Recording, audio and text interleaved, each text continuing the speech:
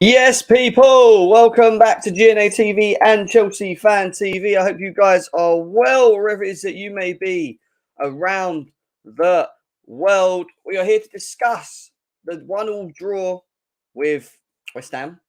I was there. Yeah, I was sorry, I was just doing that. I was there, and there's lots to discuss. And when I talk about lots to discuss, I'm talking about not only what we usually tend to do, which is obviously the players themselves, but we're going to tactically talk about the specifics in regards to how we set up the game plan, the style of play, and you know the things that I keep saying that Potter needs to start addressing, right? Because now he has the fit squad. We want to see how he gets the best out of what he has and what the idea is. And is he making the right substitutions? How could he impact the game? What could he change? All of that. We're going to get into all of that to start with. Potter talk. Obviously, the game yesterday, player ratings, open the lines, smash the likes. Over 100 of you guys here already. We're going to go through the chat and say hello to every single one of you guys as well. But lots to get into, guys. Lots to get into. And yeah, let's get into it. And let's cue the intro.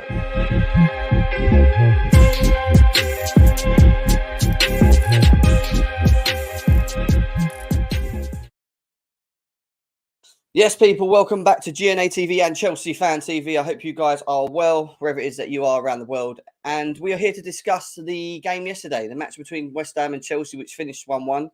I was there. I was down there. I visually saw everything. I got to see some of the new players that we'd brought in, or quite a lot of the new players that we brought in first time. I got to see what the idea was in terms of game plan, what it is that we were doing, how long we were trying to control the game. I also got to see the manager's side of things, which was how does he impact the game? How does he how does he push the team? How does he push the team to get it across the line? How does he solve the issues? I'll say issues, but solves the problems within game, in between game periods. How does he do all that?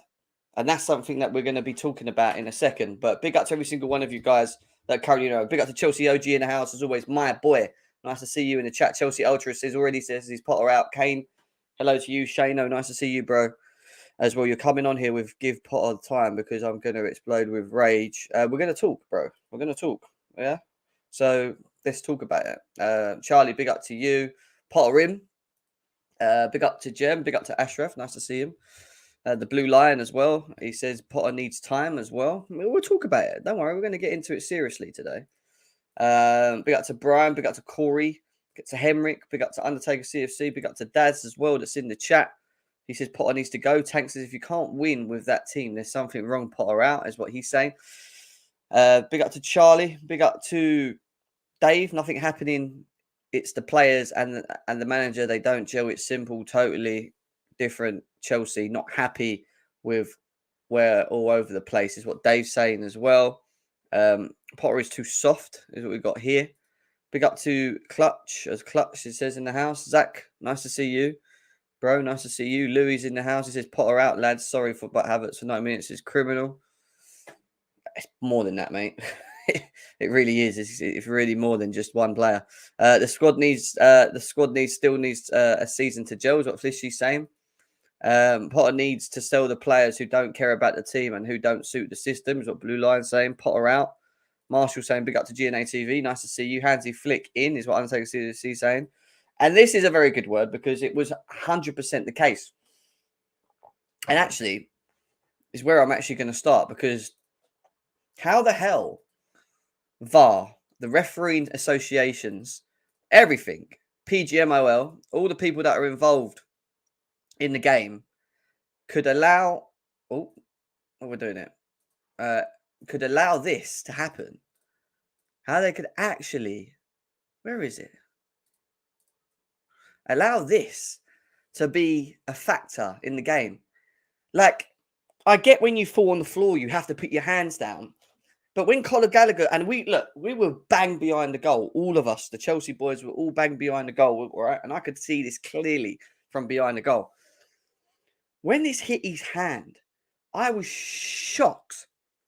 I was absolutely shocked that the ref didn't blow his whistle straight away, because he was literally bang, like visually, he probably had a better sight of what we had, and I could see it. I could see it from where I was. His hand has intervened with the ball and where it was going. The ball was on target, by the way. That shot was going on target. Whether it had gone in is another story. But that was going on target.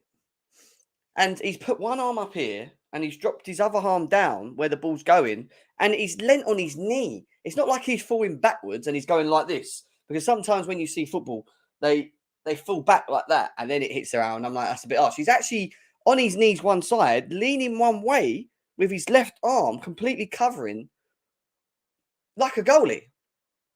Literally like a goalkeeper. The fact that Chelsea Twitter even spoke about it, it was an absolute awful error. The fact that no one in the media is coming out and actually calling this out, yeah. All they're talking about is the Arsenal incident and the other incident with was it Brighton or someone? Anyway, yeah. That with a goal that shouldn't have a goal that shouldn't have happened. This is just criminal. And when we go on as fans about the campaign on Chelsea or the campaign against us, yeah, the fact that this didn't even get acknowledged by the media, by the refereeing associations, by PGMOL, by VAR itself, the fact that they've not even addressed this, I don't even think they looked at it, was disgusting. Absolutely disgusting. Absolutely disgusting. Big up to Gary as well. Nice to see him in the house. Big up to M3. He didn't even attempt to block the ball with his legs. No, he leant. This is my thing with it. Like I keep saying, he leant one way. He literally leant to the left he kept his arm out. He literally saved it. That's all I can say. He went goalkeeper version. He turned into a goalkeeper. That's what he did. It's a disgrace, mate. It was an absolute disgrace. Don't forget about when Cucurella had hair pulled. That was disgrace.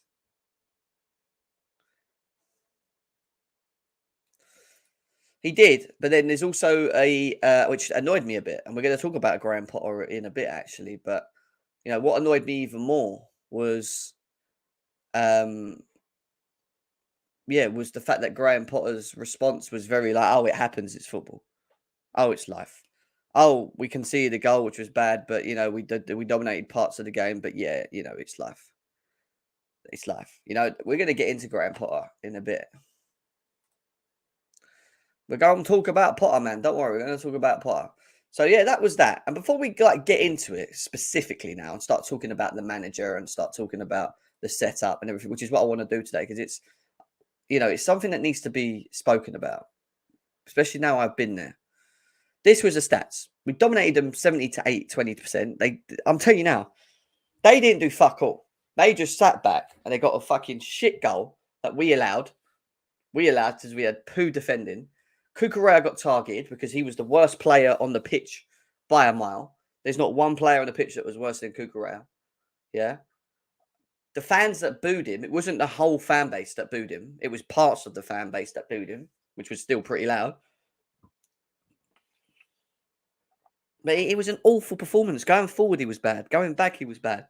It was just frustrating. Whether his mind's got problems with personal issues or whatever, he shouldn't be playing them. Why are Potter's picking to play him if he's not ready, if he's not there? You know, because he don't look it. I'll be honest with you. He don't look it. 71%, 12 shots to their 10. 4 on target to their 2. 4 off target to their 5. 90% passing to their 75%. Tackles was 81% to their 60%. And yeah, and it goes on, basically. Fouls 1, 11, 9, blah, blah, blah, blah, blah. So, yeah, stats-wise, Chelsea dominated. There was only really one deserved winner at this point, right? But, you know, before we get into how we're going to talk about this, because we're going to talk about the players at some point, let's just talk about the game. So, and then we'll get into where we're going to go, which is Graham Potter. And then from Potter, we're going to go into the players, and then we'll go into match ratings, right? Big up to everyone in the chat. Make sure you're smashing the likes. There's nearly 200 people here already. Let's get these likes up. I know we haven't got enough likes, so please smash that like button. Get them likes up. Come on. I know we haven't got. I know there's over 100 people on on. There's over 50 people on GNA TV with only. Come on, guys. That is atrocious. The amount of likes. I ain't even going to say it. That should easily be close to 50 likes now. So come on, smash the likes over there. Chelsea Fan TV as well. There's nearly 150 of you guys there. Only 36 likes. So come on, let's get these likes up. Let's get these likes up. We're going to open up the lines as well. So please at least do that. Smash the fun.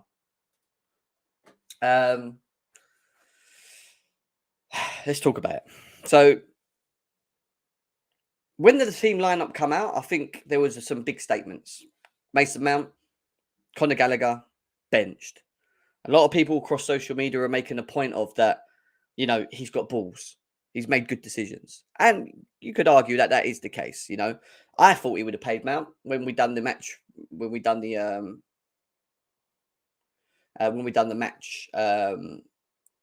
preview. I thought one of them two would start. He didn't. He done what most of this fan base wanted, right? He played Felix, he played Mudryk, he played Madueke, Enzo. He played the 4-2-3-1 formation rather than playing the 4-3-3. And we were very good the first 20 minutes. The first 20 minutes, we were playing well. We moved the ball quickly. Enzo Fernandez was controlling the midfield. Ruben held his own in the middle to a degree. They're talking about the first 20 minutes, 25 minutes actually. Madueke was effective, cutting inside, using his ability, his dribbling ability, playing to his strengths, which is that he likes to go drive into the middle. Mudryk wasn't impressive for me. Wasn't as good. João Felix was just, you know, in the middle, stringing, you know, keeping the ball moving, using his cleverness to move the pass quickly, and getting himself in good positions and carrying the ball in the 10. And Havertz was kind of in between all of that, you know, trying to link play and whatever the first 20 minutes, get in the box and whatever, making runs in behind, offside twice. 2 good runs, but caught offside. One of them he scored. The other one, Cucurella played to him. I think, I can't remember, it was offside, but I can't remember what happened. But anyway, you know, it was looking good. You know, I was thinking, right, we're going to start seeing this. Then West Ham started to work us out. They worked us out. And when I mean by working us out, they found a weakness. The weakness was that Cucurella was having a nightmare time against Bowen down the wing. And every time he was attacked, every time they got the ball out there quick enough, he wasn't, he was allowing the players to come on him rather than pressing. It was allowing Bowen in the box to look up and make passes. And it was giving Badiashile and Thiago Silva a bit of a problem. Because not only are they having to deal with the strikers and the midfielders arriving in the box with Enzo and Ruben, yeah, they're also dealing with the fact that Cucurella wasn't doing his job. Cucurella was not doing his job. He wasn't, you know, pressing the guy. He wasn't getting in his face, forcing him to go left, forcing him to go right. What are you going to do? What are you going to do? Done none of that. He was just taking steps back, and allowing the pressure. Mudryk didn't want to come back, even though he came back a couple of times. Mudryk didn't really want to be in a position where he had to defend. Yeah. And when we were out of possession, we struggled defensively through that period. And they didn't create loads, but they found a way to get in. And the goal came because of 2 really bad errors, in my opinion. Big up to Christian. Thank you for the donation, bro. Thank you. Big up to you. Over 200 people here, 40 minutes in. Nice to see every single one of you guys as well. Big up to you. Smash the likes as well. 2 incidents occurred in the goal, which were a problem for me. 1, Cucurella allowed the ball to come in the box again, every time. 2, Badiashile turned his body on an angle which allowed the ball to go past him, which he shouldn't have done because Reece James was kind of out of position. And Thiago Silva, I think, expected Badiashile to just get his body in front of it. And he didn't. And then it ended up running all the way through to a tap-in where Kepa was already on the floor. And then it goes over his head and goes in, right? It was just a defensive error. It was just a real defensive error across the defense, in my opinion. But mainly Cucurella, Badiashile to a degree in terms of the body positioning. and we got caught. Right. So then now I'm looking at it and going, response.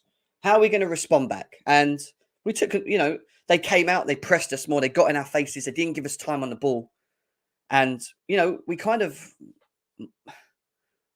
rid the storm a bit and we quietened them back down again. The West Ham fans went quiet and we then started playing again. Now, I'm sitting there because when I went there, it wasn't specifically about me just watching the players. It was about me watching the overall. It was about understanding how we deal with the time management, the in-game management. How do we, when things ain't working, how do we make things work? What does he do? What's that little intricate bit of moment that he does that's, that swings back in our favour and we create more again? I didn't see it. I didn't see it.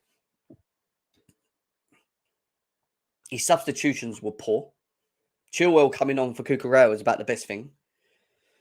Yeah. And this is where it's going to take me to Graham Potter now, because there's only so much that I feel the players could potentially have done at the point, other than I felt that he could have tweaked something here and there just to try and move it. And I know you got substitutions. I know you need to use the bench. I know you need to try and get the best out of your players. But it goes on to talking about Graham Potter. And I've already said to you guys for me that with Potter, I'm in the middle, because I'm not sold on the fact that I think he's the man for the future, but I'm also not sold on the fact that he can't do this. I just need to see what he can do once he has the team back, and how he operates and how he carries himself and how he controls the game, uses his managerial skills. What is it? This, show us. What can you do? Show this now, But then you see things like this. Graham Potter's win percentage, 41%, is the lowest of any permanent Chelsea manager in the last 27 years. Correct. Back on the fact of obviously us having a very bad patch. Lots of injuries, lots of issues,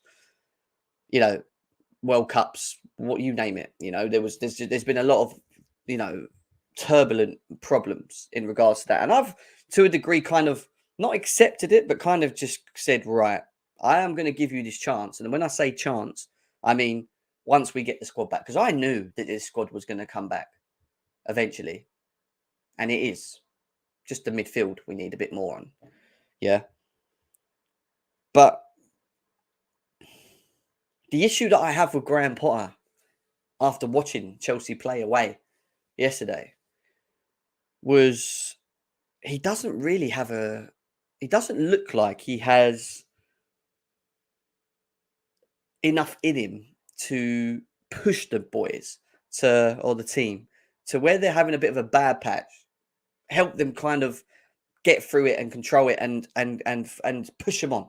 He doesn't have that energy. His energy is very on the bench, chilled, talking to his assistant manager, blah, blah, blah, blah, blah, what we do. I know they're trying to probably problem solve or whatever and work out what they're trying to do, but you don't feel it. You don't feel the energy from him. And yes, he's a very different type of manager. We know he's got a degree when it comes to, like the psychological side of things. We know that he's done the degree in that as well, the mental side, understanding people and stuff. Right, I get all that. But there was points in the game where I looked at him and I was like, what are you doing? Where are we going? Like, what's your next plan? How can you help us push on a bit more? Because the second half, we disappeared. We were gone.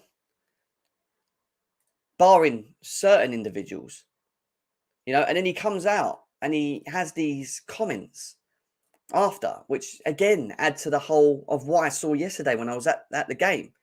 He starts talking about, I felt today was a step forward performance-wise, started the game well. You're always rocked by the goal because that's football and something for us to learn from and do better with. Like, yeah, he says that at the end. But what annoys me with him, and maybe it's just how he is this bit. You're always rocked by a goal, but you're always rocked by a goal, but that's football, and that's something for us to learn. That's football. This bit here, that part.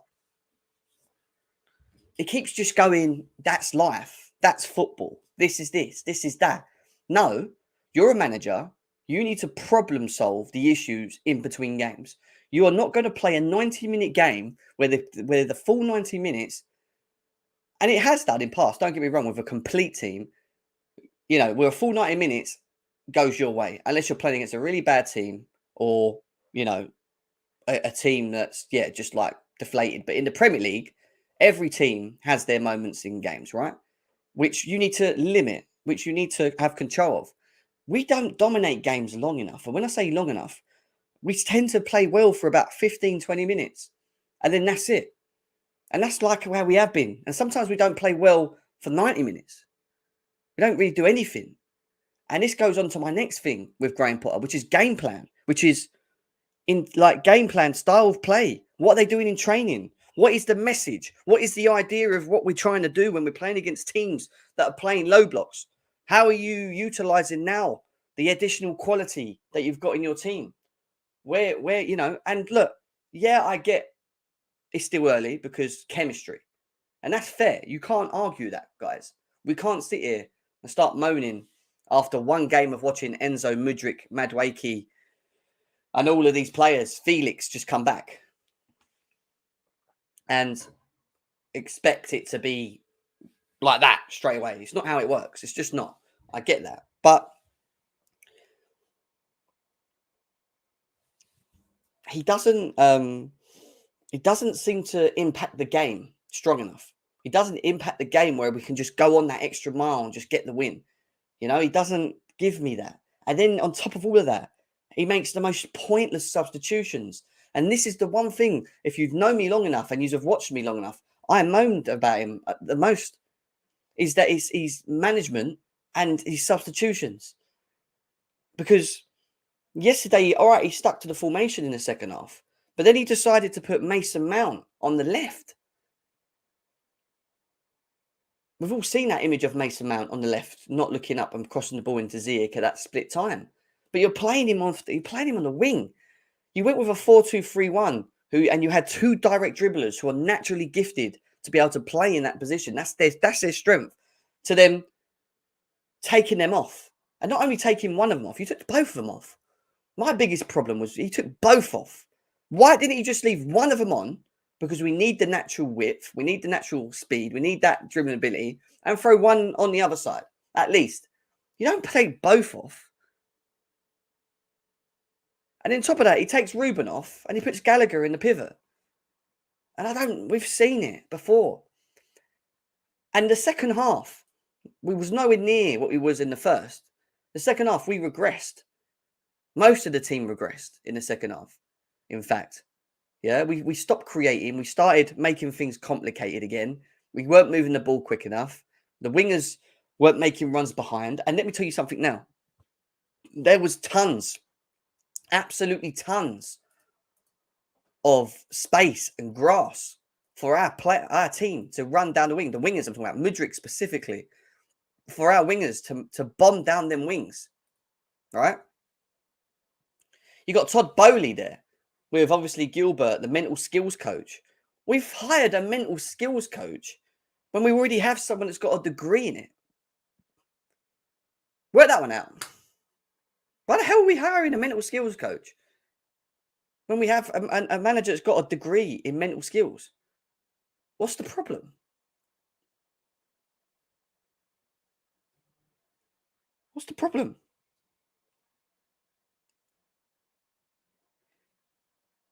And I haven't started speaking about the game plan yet and the style of play, because that's not something I've got into. All I spoke to you about is specifically the setup and the stuff that annoys me with him anyway, with the substitutions and the impact. He doesn't bring any. There's no impact off the bench from him. He doesn't have this way about him where he can just switch something and then they just wake up. He doesn't give me that thing of giving them energy. He doesn't propose his energy on them. They just don't have it. They don't, he doesn't have it. So they're probably looking at their manager and just feeling the same energy, because that's how it felt in the second half. How do you go in at half time and regress the second half? How do you do that? How do you not have a fire up your ass? You're 1-1. Go and fucking win. You haven't won in a while. Show these fans. Show them what we do in training. Whatever. It didn't. We just regressed. And then we regressed even more when he made the substitutions. We lost control of the game, barring that Conor Gallagher chance. We had a couple of moments where we went forward, but it wasn't enough. It wasn't enough. And my issue with Graham Potter, mostly at the moment, is the game plan, is the style of play, it's the understanding of what we're trying to do when we set up. Because the last couple of games, I don't know what we're meant to be doing. I don't think they know what they're meant to be doing on the pitch. I don't think there's no real understanding of how you break a team down. But I'm starting to see things slowly in the West Ham game that were not good. And I'm talking about in how we move forward with the ball. Now, Enzo Fernandez was the player of the match again. And we're going to talk about him. He was world class. Told you about this guy. That's the kind of quality that I wanted at this team, in our team, in our football club. And he showed it yesterday. He showed the brilliance, the progressiveness, the awareness, the ability to pick out passes, the passing ability range. He showed everything yesterday. Yeah, quality. That's the level that we're pushing towards. Yeah, and you have that at your disposal now. But there was too many. And I was with Alex yesterday, right? We were sitting together. The owner of Chelsea Fan TV. We were sitting together. And I was just focusing on how we play specifically. I want to learn what it is that we do in training. I want to see it. So I did. I sat there and I just studied the way we move the ball, how we move forward, the positions that the players take up when they move forward. And you know what? There were some good little slick moments in between when we moved the ball in between the two defenders and the midfielders. So that space there, we moved the ball quickly, right? That's fine. But we always seem to want to play from our wings still. So when we go forward, rather than use Felix and Havertz, who are making runs after runs through the middle, guys. I'm not joking.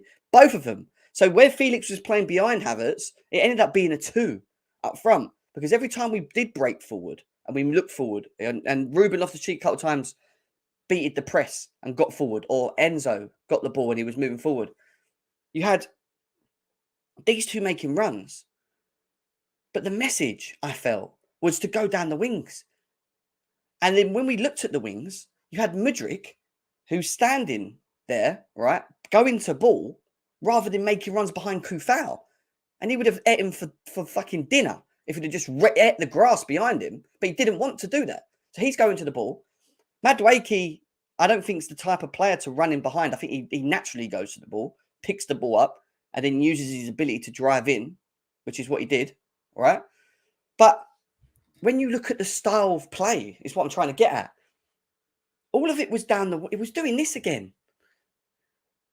We've broke the press. We're moving forward. West Ham are out of position. You've got Havertz and João Felix both making runs from each side of the centre backs, one on the left, one on the right. Yeah, with space of grass. It just needs that pass.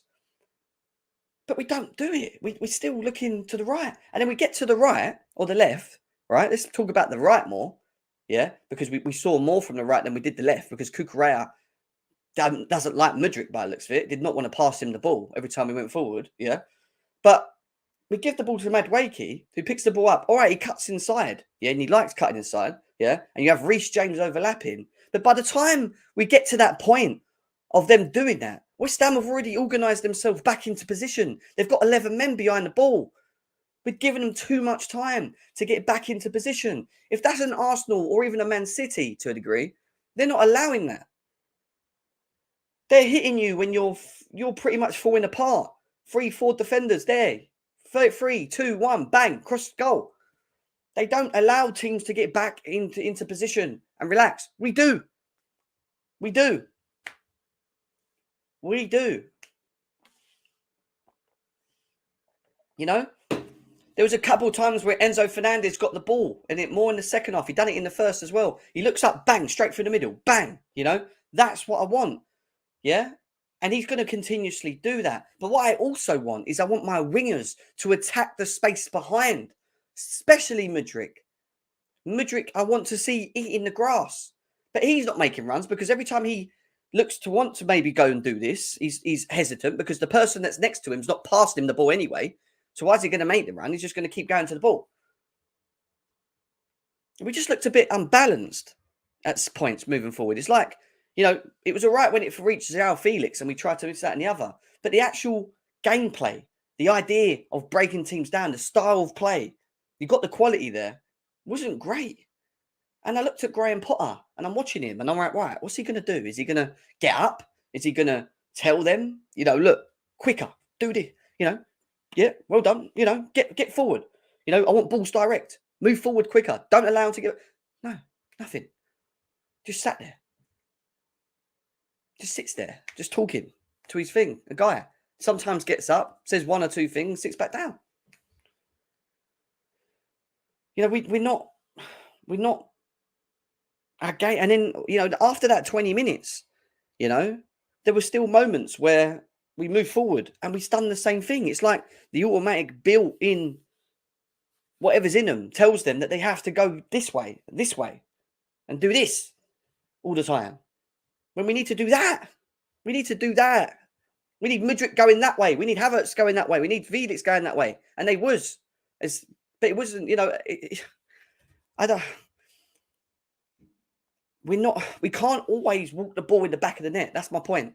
And I feel that the way that Potter wants to play, from what I'm seeing in just this one game, is that I think he wants us to pin teams back, move the ball quickly, and then once you get in the box, you need have that intricate bit of skill to be able to just make a pass and then maybe be quick on the shot.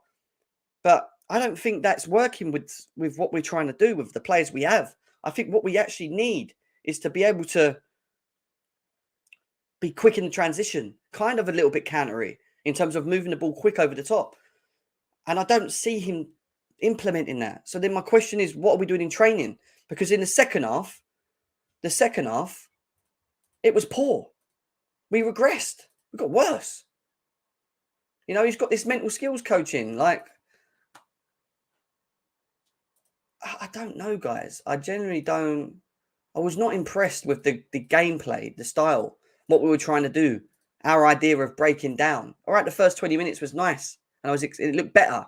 And the overall performance has been better than it has in the last 2-3 games. But them last 2-3 games were poo. This was good, but non-sustainable.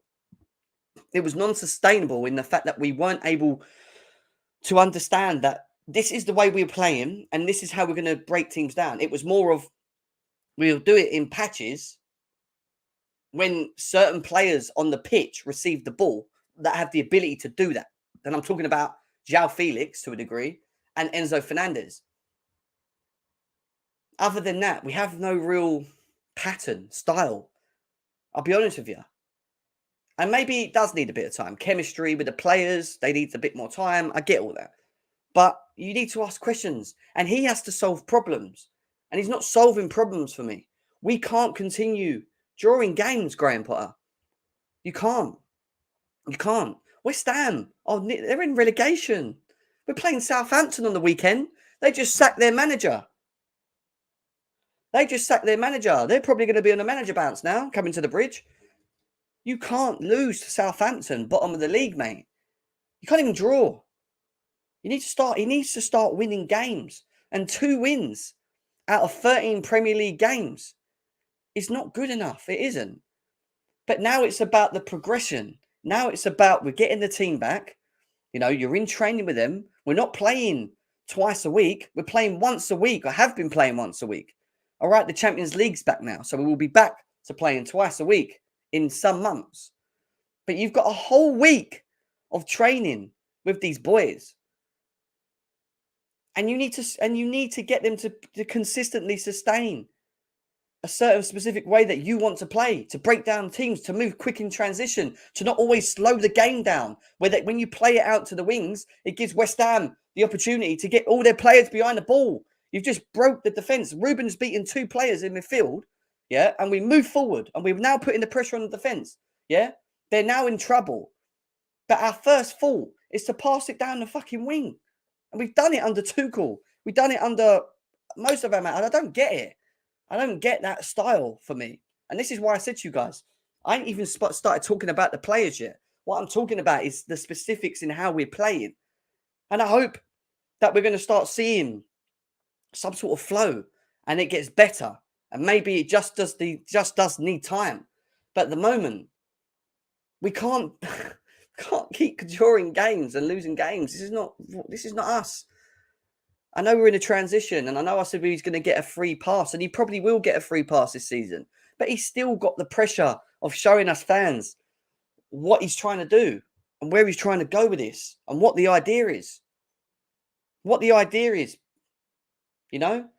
And then on top of that, if chemistry is the issue, yeah, which it is because it's still early doors and we're going to have this with the in-play game, the style of play, which is fine to a degree, then as a manager, what he has to do is problem solve, is in that moment be able to make something work so that the team itself can be, get the job done, win the game with that moment of magic from the manager that makes a little tweak. And then all of a sudden we have that energy again to be able, and then we've worked them out and we were giving West Ham problems. I don't get that. We just play the same way and he changes these players and then he regresses us because he makes substitutions that don't benefit the system, that don't help us move forward, help us actually take more control of the game. We're not controlling the game enough. We don't control the game under Potter. We did earlier in the season in games and I thought, okay, this is looking quite good. Milan away here and there, and that looked good. I remember them games, but he's not showing at the moment, and it's certainly he's still going to be it anyway. And that's the thing, fans need to understand it. So this all this Potter out stuff. Yeah, I'm not going to tell you not to say it because of what I'm seeing at the moment. He needs to do more. He needs to give more. I need to see more energy. I need to see it on the pitch. I don't care about the press conferences too much. I don't care too much about some of the things he says. I would rather see all of his energy on the pitch to the point where we actually just get victories, start winning games. And even if he comes out and says the things he says, I don't care because we're winning. That might just be him. He's not a Mourinho. He's not an Antonio Conte. But he needs to start finding solutions, guys. Him as a coach has to start finding solutions with this team, and work on actual showing us the identity, the style of play, the game plan, what it is we're trying to do. Because I can't go to games, which were a headache, headache to get to. West Ham was a headache to get to yesterday. A headache. Trust me, it took me 2 hours to get there to watch us start okay, concede a crap goal, and then have no real response and play the same way. And then you're looking at the man on the bench and he's not offering anything. He's just sitting there, and then they're just warming up and down the pitch. And then and then he brings on Mount and puts him on the left. And then he puts Ziyech on, who doesn't want to be here. And then puts Gallagher on in the 6. And then he might as well forget it. He's not affecting the game well enough, guys. He just doesn't affect the game well enough for me at the moment. And I hope that improves, right? And I'm talking specifically about what I've seen yesterday when it comes to Graham Potter. Yeah? Specifically. Because now the pressure is a bit on. Because we have spent money. Because he has to start getting it. And we have seen good things yesterday. It's not just talk so negative. Because we did see some good things yesterday. Because Enzo Fernandez and João Felix, you can see the quality. You can see there's players there that can make things work for us in the long run. And that's great. That shows what the owners have done to a degree and why they push so hard to get these players and why I stressed about Enzo Fernandez so much. It's good because we can see it. But they're only going to be able to do so much, and to get the best out of them, the sustained best out of them, the consistent best out of them, you're going to have a style of play. You're going to have an identity. You're going to have a game plan. You're going to have to be able to solve problems. You're going to have to find solutions so that when we do lose control of the game, bring your style of play back up with maybe some words, with some energy, with some maybe tactical switch. All right, this ain't working. If we put Mudryk here and we move him there, or we maybe have to take Mudryk off in the second half. All right, people might get the but if I do that and I put him there and I put him in there and we switch the formation, or let's do that. This will work. I've been watching it.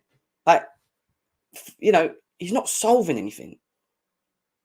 He doesn't think like he and I don't get it because he's meant to be a great tactical manager. We saw it at Brighton. We saw how they were played, the effectiveness, and that did take time. I get that. Time. I understand all this. But as Chelsea fans, it's hard. You come to Chelsea, the pressure is on. We don't want to be sitting 10th for the next 2-3 seasons. We don't want to not be in Champions League. And this is why I said progression is key once the owners start backing him. And now he's being backed. And now the pressure's on. And yes, he will probably get a free pass. But he needs to start showing the owners and us that there's an idea. There's an idea of how we want to play, even if we lose, but we play really well and it's consistent. And we're just missing a striker, for example, or someone that can just put the ball in the back of the net. At least we can sit there and go, do you know what? He's doing this, he's doing that. He switched it here. We've won a couple of games because he's made them decisions. We've actually won 1-0 here and there. Yeah, but we played well because we dominated and controlled the game more. Because, you know, we then problem solve. Because when we lost control in the 40th minute to the 60th minute, where we were under pressure, he made the decision. And the decision was that he took this and he done that and he changed the formation and we still done it. And the play was good. That's the kind of things we need to see. But we're not seeing any of that. Do you think you watched the second half if you think Madueke stunk? Who's saying Madueke stunk? What I would say about Madueke specifically, let's talk about the players because this been talking about Potter too much, but I had to because I had to talk about what I see. When you see it visually to when you see it on the camera, it's completely two different things. I'm telling you now. There's a lot you see when you're there and you're able to watch. Trust me. And that's why I love going to games because not only do I want to see us obviously win games and be happy and win, you know, cheer with the fans and whatever.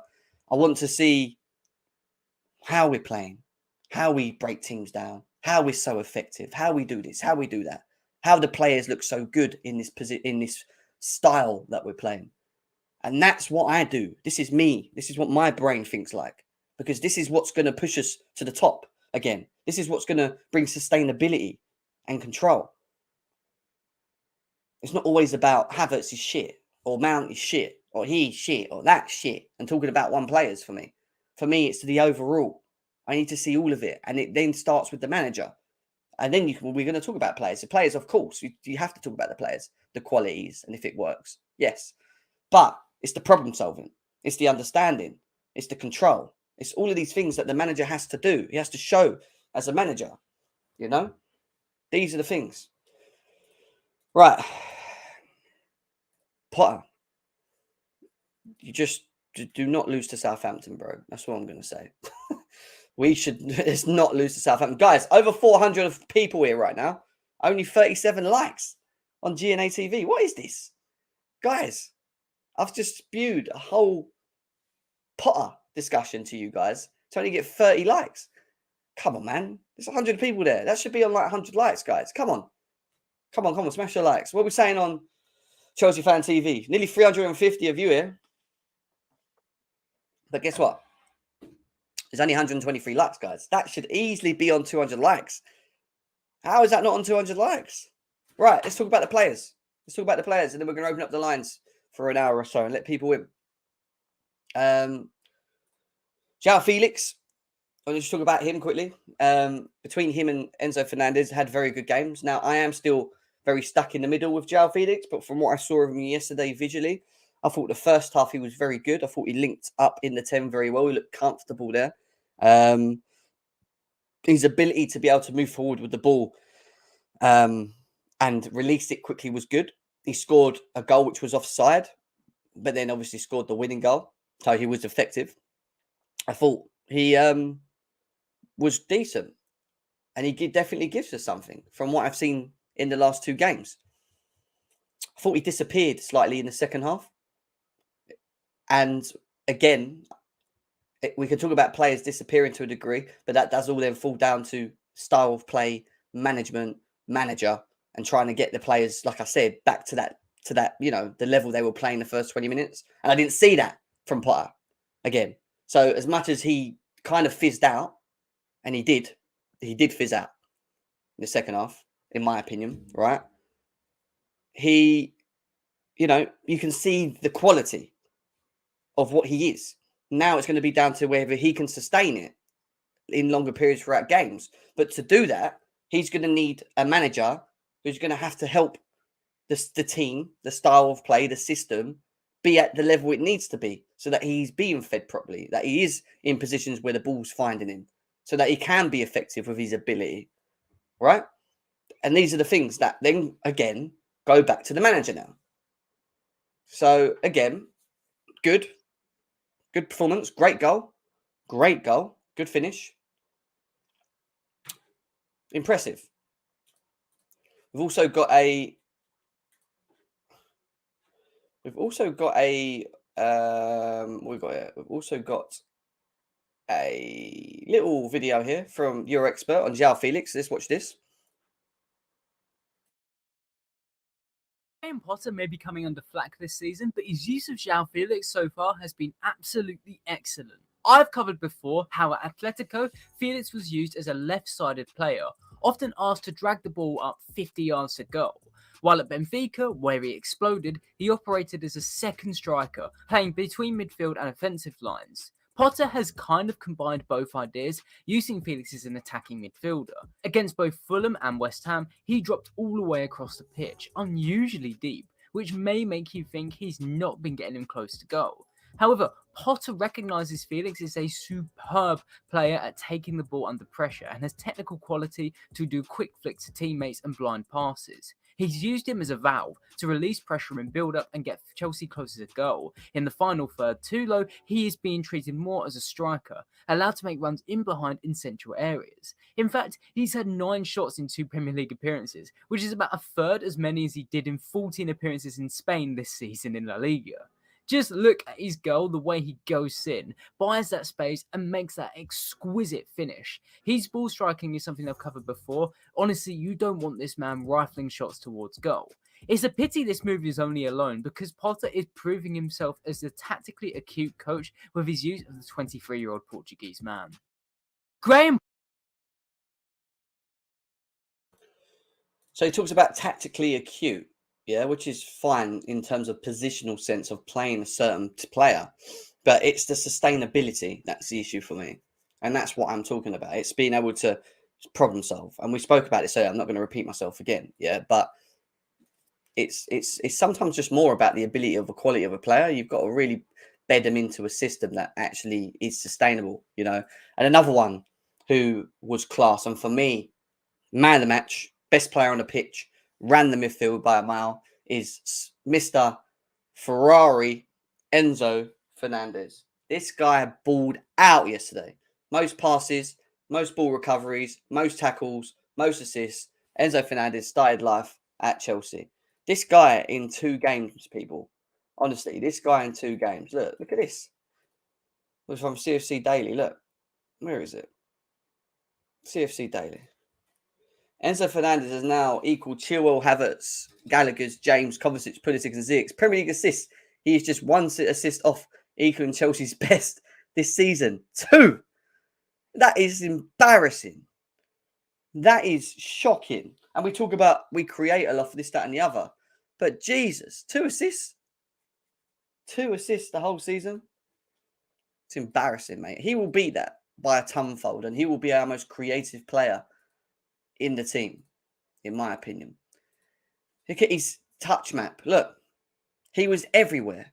And even in the second half, when a lot of people's performances dropped, he still stood out.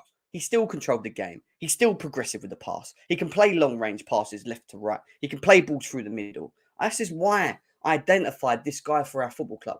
He is the quality and the level that we need at this football club. He is that good. All he needs now is someone as good, as a good of a, maybe more of a sitter next to him for him to just excel even more. Now, Ruben didn't do a bad job yesterday, especially coming back from injury. But he got caught a couple of times here and there, but he's still not perfect, is it? Still wasn't great. Ruben wasn't bad, don't get me wrong, but I want a really fit Kante next to him, where he knows that the person next to him is there and he's the balls. He's so good at what he does, just break and play, that Enzo can be so effective and play to his strengths. He was unreal. I didn't even know Declan Rice was playing yesterday. I'll be honest with you. A lot of you guys want Declan Rice, yeah, but I didn't even know he was playing. Didn't even know he's playing. Honestly. No Chelsea player completed more than passes in 84. Recovered possessions more often 7 or more tackles free than Enzo Fernandez. He won the man of the match. Shock. Isn't it? Really? Do you see the quality that we possess? Enzo Fernandez is the first Chelsea midfielder to have 100 touches this season. 110 versus West Ham in the Premier League. Also, the first Chelsea midfielder to complete 5 successful long balls in back-to-back. Do you remember what I said to you guys before we even got to this him coming, that this guy's ability to be able to progress the ball left and right with both feet? Do you remember these conversations? You remember when I was telling people of the quality that he possesses? And now he's showing it in 2 games. Just 2 games. The 2 games he's already breaking records of our midfield. He is hands above every midfielder that we have. I don't care what anyone says. He is. And he is more important. He is more important than any of our midfielders we have. Any of them. In my opinion. He's like, look at the pass to João Felix yesterday. Look at that. Look at that dink. He was unbelievable, man. He was Couch. He was unbelievable, bro. He was just I don't know what to say. He was just fire, man.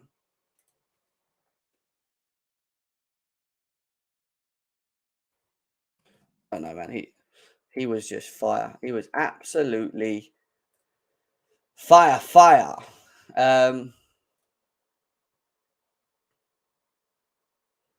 What? You're just a troll, Ray Allen. You're a troll, mate. You are a troll.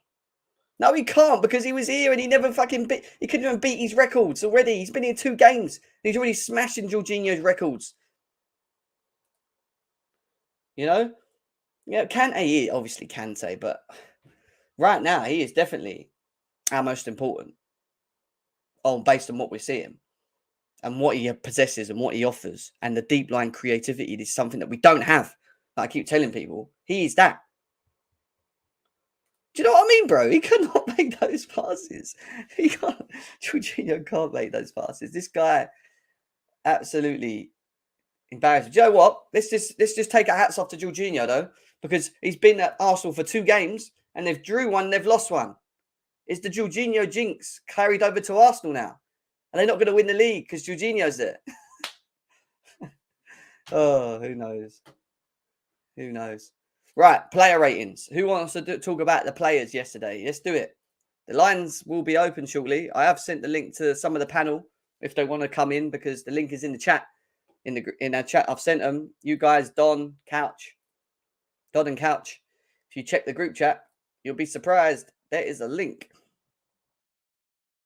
You guys want to come through. But let's quickly do player rating. We're going to open up the lines as well. Get people involved. What is the time? 1:04. Jesus, I need to hurry up. What's this? Kepa. Can you really moan about the performance from Kepa yesterday? He didn't really have much to do. Really. I don't think West Ham offered anything. Could he have done better with a goal? He went down too quick, in my opinion. The ball bounced up in the air, went over him. Maybe if he'd stood up rather than just fall on the floor, he might have caught it. But other than that, 5. Don't think he had much to do. 5. It's definitely a 5 for me. 5 or 5.5 or yeah. I mean, 5 and 6 are the same sort of things, aren't they? Really, I guess 5 or 6. Fair enough, guys. Fair enough. Let's move on to Cucurella, man. Let's just get into Cucurella, innit? Because he was fucking shy, wasn't he? Again, I thought big up to you guys. Big up. I thought Cucurella. Now I saw Aston Villa away was the worst game I've seen of Cucurella. I was there, yeah. It was so bad. He didn't even look like he knew how to play football, yeah. But this game has to be there, close to it, near close to it. Like the fact that you're allowing Bowen to walk into the box and pass it And he done it a number of times. Didn't even pressure him, like, literally backed off him, allowed him to just continuously keep rolling the box. And then when we go forward, go backwards, which is what he kept doing, going backwards all the time, just completely slowing us down. And then not passing the ball to Mudryk, who's just standing there next to Cucurella, who's quite tight to him most of the game, as well. And not playing the balls over the top for him to just use his speed to run in and whatever, like I kept saying. Everything he done yesterday was poo. He was a 0. I can't give him more than 0. And don't get me wrong, I didn't boo him. There was parts of the behind the goal that booed him, which was quite loud, but not every fan booed him. But I don't think booing him's the right thing to do. But he just doesn't look right. He doesn't like he's here. I don't think he's here. That's deep, man. That they booed him. I didn't even hear about that. Yeah, they did. They booed him quite loud, but not me. I was there. But what'd you say, OG? Go on then. Yeah, it reminds me a bit of. Remember when we got Paulo Ferreira? Mourinho brought in Paulo Ferreira, and we rated everyone else Mourinho brought in, but we're like, why do you bring that guy as well, man? I'm shocked. This is Potter's guy. This is his guy from Brighton, and he's doing him dirty like that. It's just a weird one. I wasn't booing him, and Lewis was there with me yesterday. It wasn't all of the fans that booed him. It was just a loud part of the fans that booed him. To be honest, wasn't it? So he was getting hella stick. They even changed the Cucurella chant from Cucurella to pass back to Kappa. It was all mad. Deep, man. Pretty at least he's got Chilwell back in it. I mean, that will keep us all calm. I was gonna say he's a decent backup, but at this stage he's not even a decent backup. I think he just needs a break. I'll be honest with you. I said it to I don't think he should be anywhere near the team at the moment. Something's not right, and he's completely different to the person he was at Brighton, and something's not right. I can just, when you're watching someone and you can just see the way they play, he just don't look right, mate. I'm telling you. Cal, maybe he's mentally shocked when J5 left. Remember that interview? Who's the smartest player? J5 is the smartest player in the team. Oh, did you know he's playing for Arsenal? And he was like, huh? Yeah, remember that? Maybe he does need a break. Well, what is it? Chilwell's back, innit? So he's going to get a break anyway, right? Yeah. Chilwell just needs to get fit, but he needs to get fit quickly. And I want to see with Chilwell. I want to see Chilwell with Mudryk. That's what I want to see. But that goes back to Potter again. But anyway, Couch, what you saying? Yeah, I don't know, man. Big up, fellas. Good to see you all. Big up, man. Yeah, I don't know. He's the things that you want to see from him on that left flank, and the things that made him great at Brighton are just not on display here. Like, I understand that we predominantly played with a back three, including him, and Reece James, when we advanced the ball forward, was kind of like more of an attacking midfielder. So we played like a 3-3-4, it looked like to me, when we were in attacking phases, and didn't give him a lot of license to get forward, overlap and whatnot. But at the same time, simple passes forward to get us on the front foot. Get the ball into Mudryk, man. He's 1v1. Let him run at somebody. Like, it's just the recognition. It's like the lack of understanding and like the safeness. Like when you're in the wide area, you want to have some more risk takers out there, guys that are looking to advance the ball in the right areas, and just not doing that enough for me. So I don't know. I'm gonna give him a 2, but yeah, as soon as Chilwell came on, you saw the difference, right? Like, he was actually running into space and making a difference there. So I'm gonna give him a 2. I hear you, Lewis. You was with me yesterday at the game. Another quite painful draw, unfortunately. But I mean, we spoke briefly about it after the game about Cucurella's performance. I mean, anything else you want to enlighten us on and your feelings towards Cucurella at the moment? Yeah, so it's on par for starting him at this point, because we all know the issues with him. Just isn't offering anything, doesn't look confident. He literally refuses to pass forwards, and that's impacting Mudryk's performance as well, directly impacting the team starting Cucurella. And I'm not saying I give up on him or anything, but this guy needs some time on the bench. Simple as. He's got to be dropped. Same energy as Mount.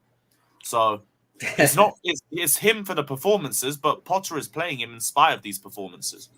So he needs to get benched for his own good. Why is Lewis Hall not an option? Like, I don't get why we don't just use him. I don't know. No idea. He looks good on the left. Like, don't get me wrong, right? I get why we didn't start Chilwell. Like, he's just not probably there, right? So we were kind of forced to play in Cucurella at this point, but he could have easily at least done 45 minutes, surely. Like, even if he just said, look, give me 45 minutes, and then, Cucurella should have come off. Cucurella should have come back on that pitch at half-time, in my opinion. He should have just been switched there and then. But it is what it is. And again, I agree. I spoke about Potter at the beginning. I've done a blooming 40-minute discussion on what I feel about Potter just now, but yeah, he needs to be able to just solve problems, Solve problems is something that Potter needs to start doing. And at the moment, from what we saw yesterday, I don't know, mate. It's not looking good. Not looking good, Brev, what are you saying? For me, Cucurella, I said it yesterday, like, he seems to be someone that a lot of teams are starting to target now. They're looking at our left side and they've identified that he's a massive weakness at the back. Ability-wise, we saw what he did at Brighton. You don't get player of the season at Brighton with all the players that they've got and how they were performing last season if you're not a good player. And how he was playing at Brighton, right? He would bomb up and down, whip it in. Even against Spurs, the first game he played for us against Spurs, when he came on, I was like, raw, like this guy could actually make a big difference for us. Like, do you know what I mean? Going forward, because the passing, he was just like bang, bang, bang, straight into midfield, bang, quickly. But now, when he's playing, it's like he turns like a fridge. Like, he's so heavy hand, like he's so heavy footed.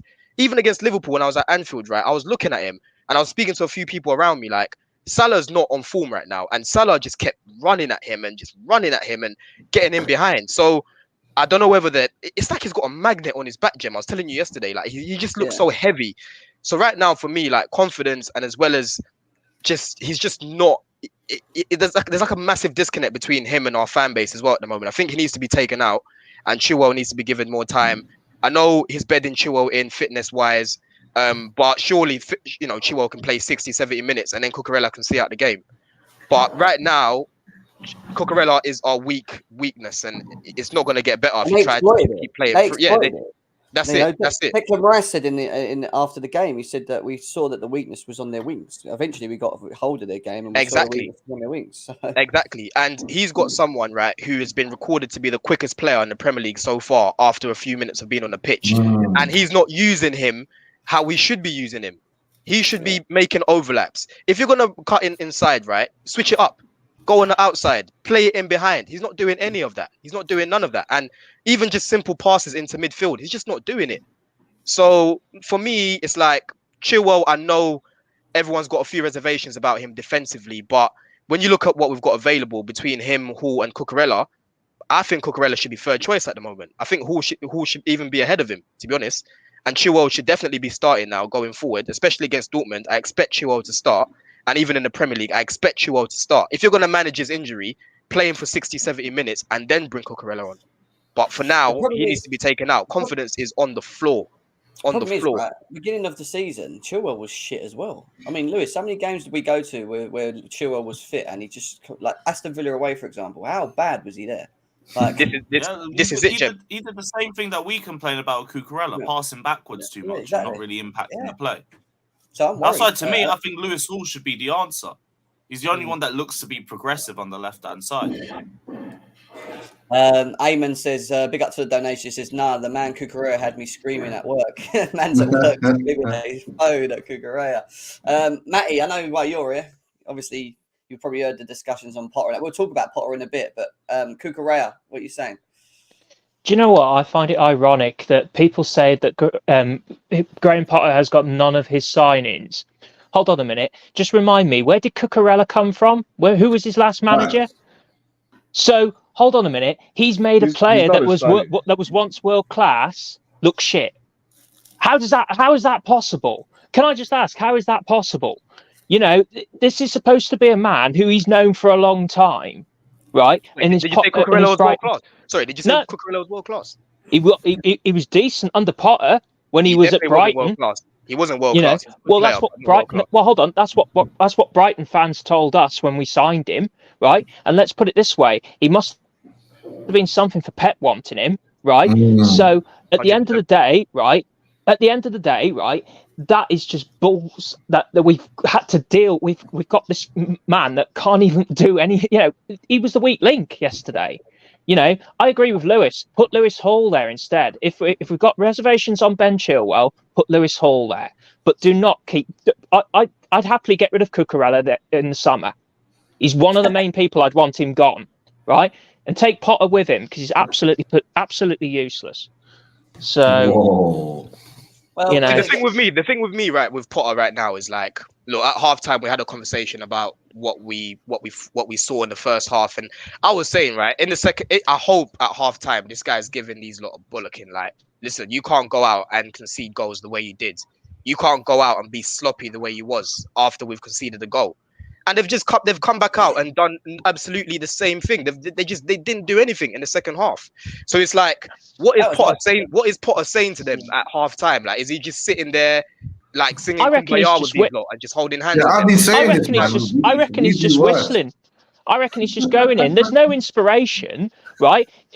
If you had a world-class manager there, he'd be going, "What the hell are you playing at? Show me something. Show me what you're made of." Right? Instead, he's just walked in and gone, "Yeah, just do the pass back, lads. You know, just control possession and that's it." Right? What an there's no inspiration. There's no The thing inspiration is, there. on the flip side, right? What I did say with Potter, the positives is I was excited when I saw the lineup. I'm sure you guys all were as well when you saw that Gallagher and Mount both got dropped. I said, right, okay, that's a step in the right direction, right? If you're going to start them two. Ideally, I wanted Havertz to start on the bench as well, but again, he had an all right game in parts. He had an all right game, but at the same time, he kept running into the same space as Felix. And I think Fofana should have definitely come on. But again, like, it's like 2 steps forward and 5 steps back with this guy. Because why are you taking off Mudryk when you're bringing on Chilwell?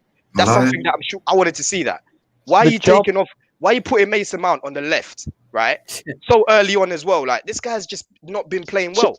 To be honest, mate, right? I think the job has got. I think he's been given the job too quickly. It's the big job at the wrong time for him. Now, for me, I would have had Luis Enrique. I would have had a world-class manager, somebody that can play ball, right? If not, I'd have given it Tuchel for a year, right? Let Tuchel run with the ball. He obviously got Koulibaly playing better, and he got Cucurella playing better. Right? Yeah. Now, if we had Aubameyang, right, with Tuchel, I reckon he would have got the best out of Aubameyang, right? Potter's just, it's like giving a 17-year-old a Ferrari. He's not experienced enough. You know what it is for me? And it's kind of like, it seems like the playing staff is just taking on his personality on the pitch.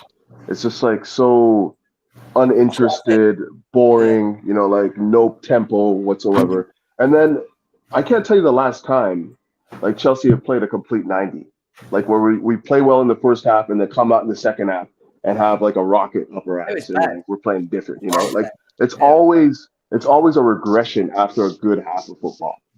Like, so what are you telling these guys? Couch, that was my worry. This is what I was saying earlier on in the show. My biggest problem with him at the moment, I went there to not just analyze the players. I went there to analyze the style of play, how we will, you know, the problem solving. When we lose control of the game, how does he tweak things? How does he, you know, how does he improve us? You know, that was what I wanted to see.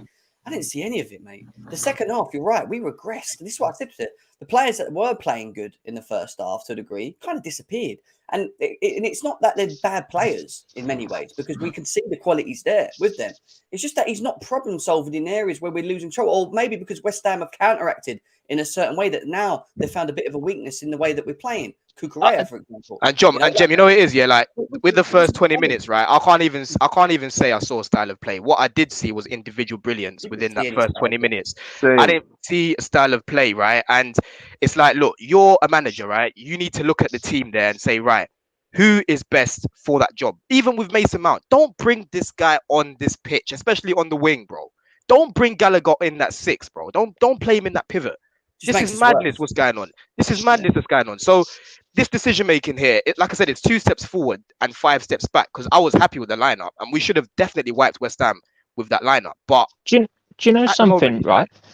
Go on. Sorry, go on, bro. Well, do you know what? Actually, I was quite impressed with seeing João Felix. I thought he was brilliant, and you know, I thought the link-up play between Fernandes and Felix was brilliant. I thought it was. I thought that was a touch of class.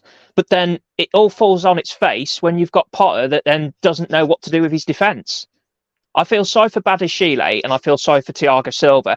And James didn't play particularly well for me yesterday. And I'm a big lover of Reece James. I think he's a very talented player.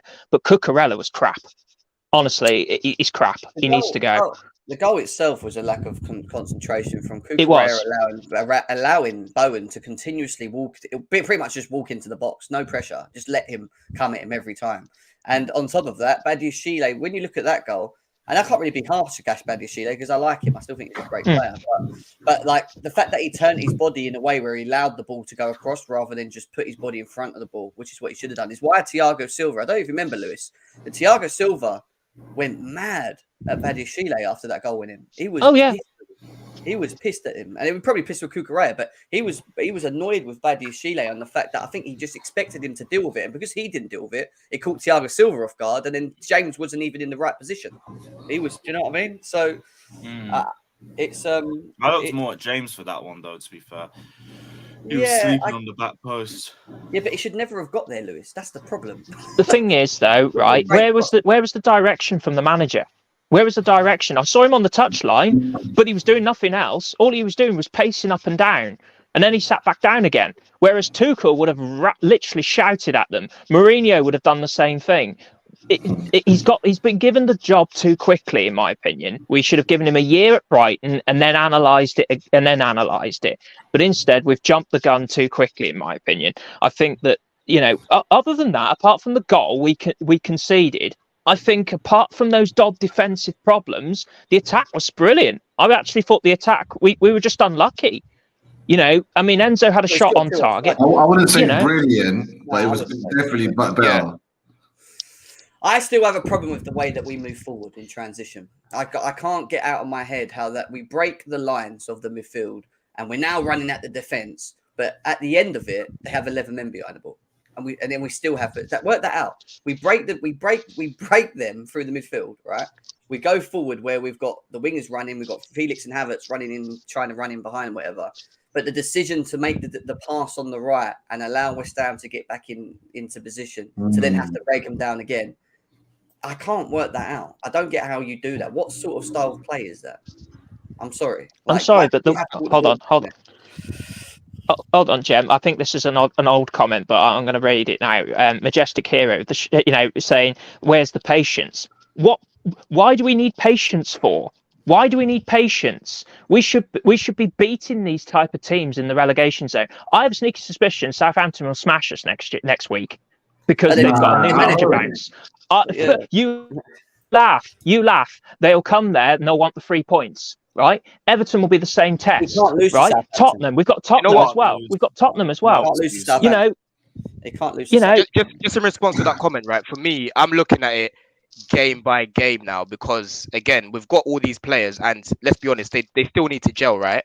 I'm looking at it in isolation. I'm not gonna just say get this guy out because of the decisions that he's making so far. I do expect him to improve these decisions and to start to understand these. Yeah, he needs to start doing it now and understand these players a lot more, right? But yeah, at the moment, he's making the wrong decisions, and he has been now for the past few games. So that's a problem if you're a manager. That is a big problem. If you can't impose yourself on the game, where if your team you set up was right, but then eventually they lose control of the game for maybe a tweak by the opposition because you can't manage it. And and then get yourself back into a position where you're in control of the game again. But then you reflect, and then on top of that, you then impose yourself with substitutions that actually make you regress even more and lose completely control of the game even more. That's a problem for me.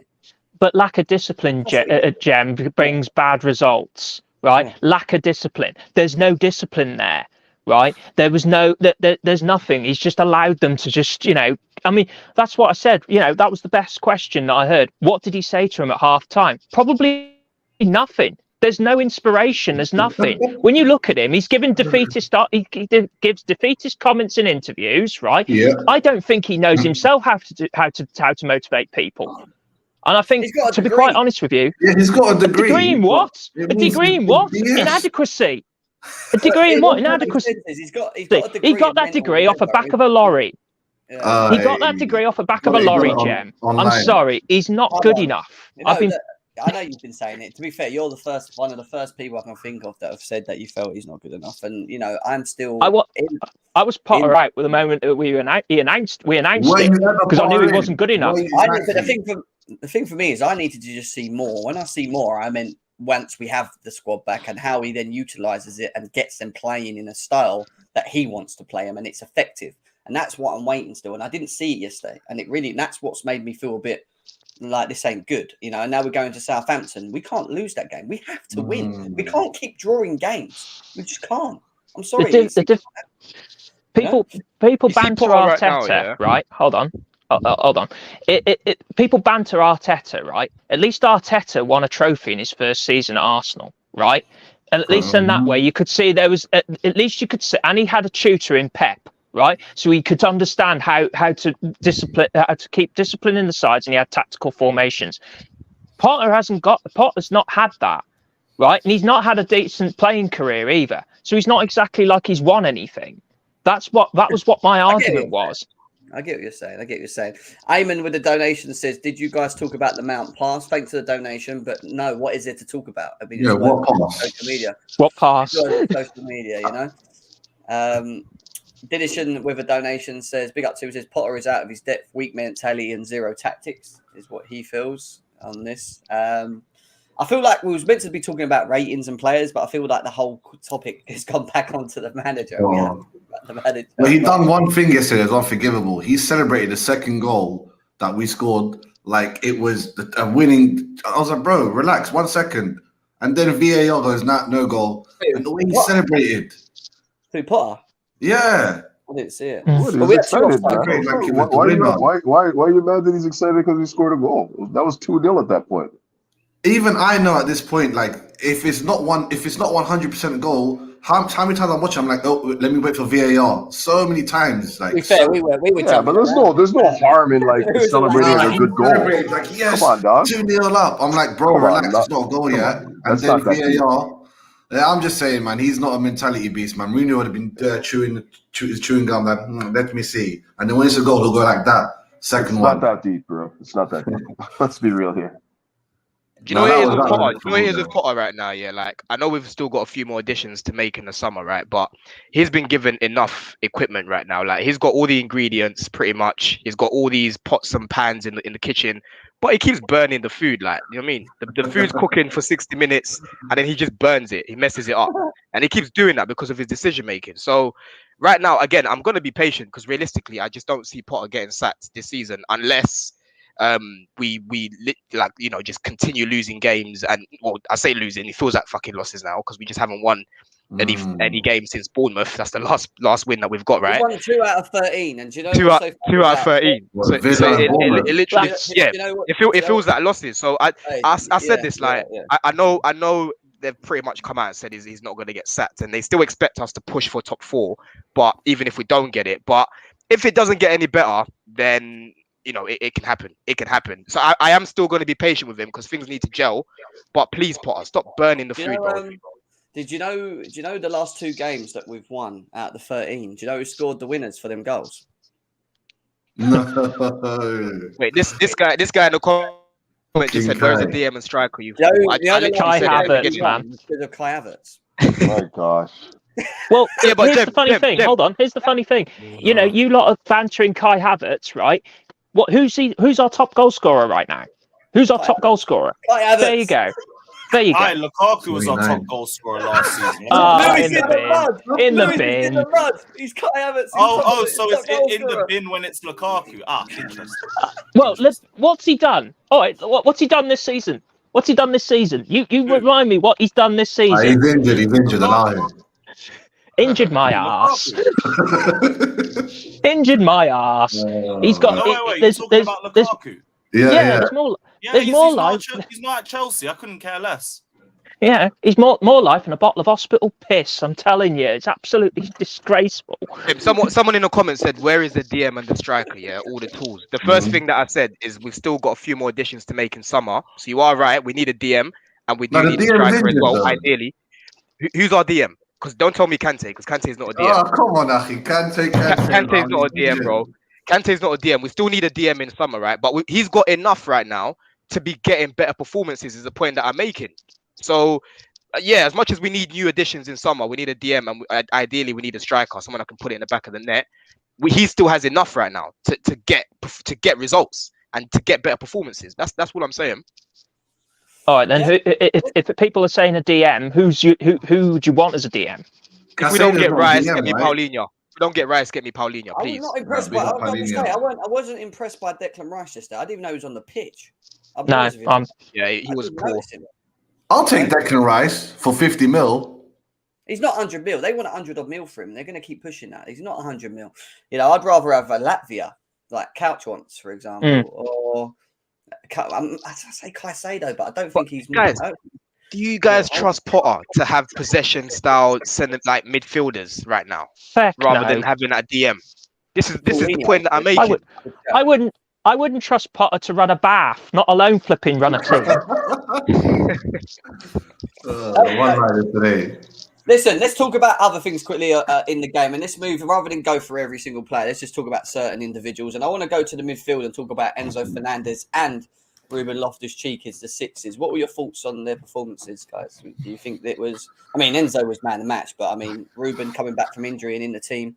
What do you think of their displays? Any of yours?